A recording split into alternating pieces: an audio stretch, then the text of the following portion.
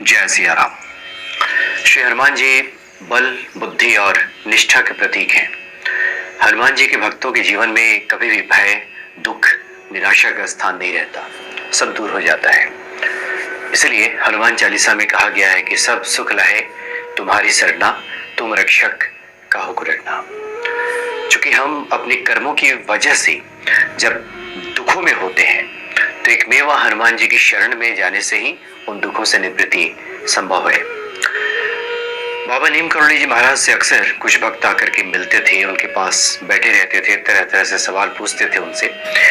एक बार एक प्रौढ़ भक्त उनसे मिलने के लिए आए और उन्होंने कहा कि जीवन में उन्होंने ऊंचे पद से सेवानिवृत्ति पाई है, काफी ऊंचे पद पर रहे हैं, लेकिन अपने जीवन को जब वो पीछे की तरफ देखते हैं तो उन्हें लगता है कि उन्होंने जीवन में कुछ ऐसे फैसले किए, ऐसे उनके डिसीजंस हुए जिसकी वजह से उन्हें परेशानियां उठानी पड़ी।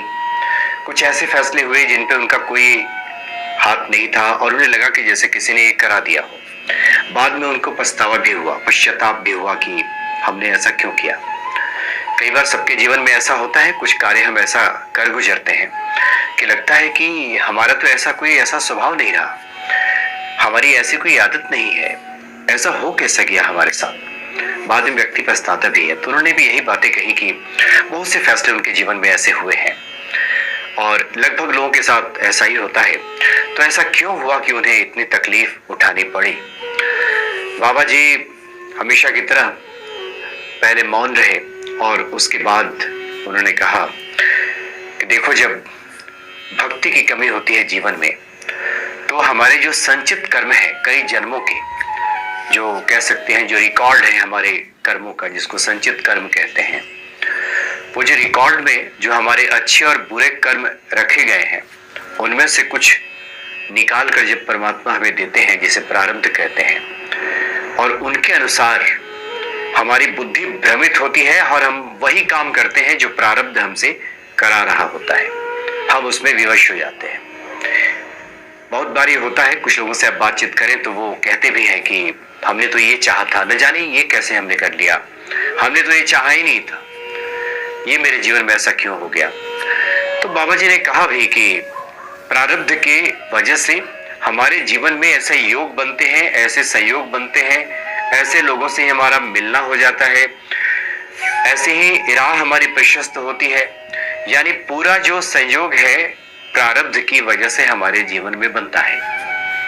अब हमारे जीवन में जब भक्ति नहीं रहती तो उस हम प्रारब्ध के अधीन हो जाते हैं और हमारा जो क्रियमान कर्म है, यानी जो वर्तमान का कर्म है, उसके अधीन हो जाता है। जबकि क्रियमान कर्म में इतनी शक्ति है, प्रेजेंट का जो हमारा ये कर्म है, जो इसमें इतनी शक्ति है कि अगर इसको सही तरीके से किया जाए, संभाल लिया जाए, अच्छे रास्ते पे चला जाए, तो जो प्रारब्ध है जो संचित से आया है उसमें भी कमी आने लगती है। बाबा नीम करोली जी महाराज तो अपने कई भक्तों को कृपा करके उस प्रारब्ध से छुटकारा दिला दिया, जो बुरे प्रारब्ध की वजह से लोगों के जीवन में कष्ट हो रहा था, उसे छुटकारा दिला दिया उन भक्तों की जो श्री हनुमान जी की आराधना में थे, जो अच्छे मार्ग पर थे, जो ईश्वर के और बाबा नीम करोली जी महाराज के कृपा पात्र थे।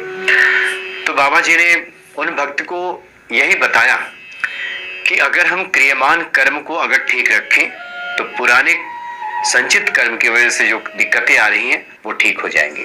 लेकिन ये तभी संभव होगा जब हम ईश्वर की शरणागति में रहेंगे।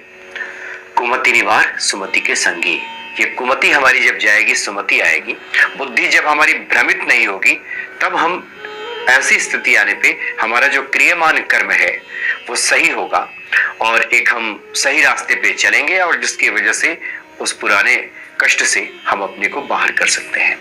लेकिन ये तभी संभव है जब हम हनुमान जी की शरण में रहेंगे। इसलिए इस दुनिया में बहुत से ऐसे लोग हैं जो ऐसे लगता है कि वो नियति के शिकार हैं, वो परवश है, वो विवश है, ऐसा लगता है कि कोई ऐसी बाहरी शक्ति है जो उनसे कराए जा रही है और उसी के अधीन वो रहते हैं। कई बार इसको लोग ग्रहों की चाल कहते हैं, ग्रह दोष कहते हैं, अलग अलग कारणों से अलग अलग शब्दों से इसको परिभाषित करते हैं, बताते हैं, लेकिन बाबा नीम करोली जी महाराज ने यही कहा कि जो हमारे पुराने कर्म हैं वही हमें कष्ट दे रहे होते हैं, लेकिन क्रियामान कर्म से अभी हमारे अच्छे अगर कर्म हो तो पुराना कर्म भी बदल जाता है या फिर न्यून हो जाता है। और ये तभी संभव है जब लोग हनुमान जी की शरणागति में रहेंगे, नहीं तो फिर वो सब ही नचावत राम गोसाई, नहीं तो राम गोसाई सबको नचा रहे हैं।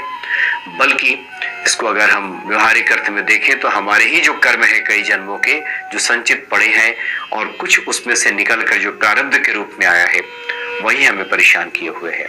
इसलिए एकमात्र इसका उपाय है, एकमात्र रास्ता है कि हनुमान जी की शरण में व्यक्ति रहे, हनुमान चालीसा का पाठ करे, बाबा नीम करोली जी महाराज का सुमिरन करे और ईश्वर से प्रार्थना करे कि सुमति मिले और हम अच्छे रास्ते पर चलें और जीवन का जो आखिरी ध्येय है यानी मोक्ष और परम गति उसकी प्राप्ति हर मनुष्य को हो सके। जय सिया राम।